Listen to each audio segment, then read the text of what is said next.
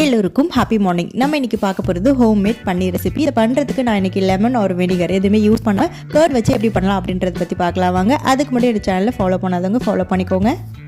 நான் இன்றைக்கி 1 லிட்டர் அளவுக்கு ஃபுல் ஃபேட் மில்க் எடுத்துக்கிறேன். கூடவே ஃப்ரெஷ்ஷான கர்டு எடுத்துக்கிறேன்.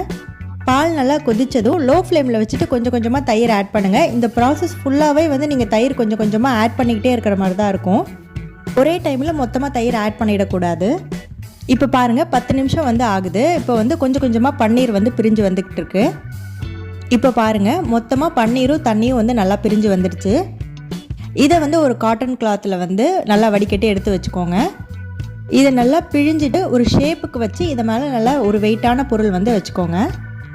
ஒரு 1 ஹவருக்கு அப்புறம் நீங்கள் வெயிட் எடுத்துகிட்டு இதை மாதிரி ஓப்பன் பண்ணி பார்த்தீங்க அப்படின்னாக்கா சூப்பரான பன்னீர் உங்களுக்கு ரெடியாக இருக்கும். கண்டிப்பாக ட்ரை பண்ணி பார்த்துட்டு கமெண்ட்ஸை சொல்லுங்கள். எல்லோருக்கும் ஹாவ் அ நைஸ் டே.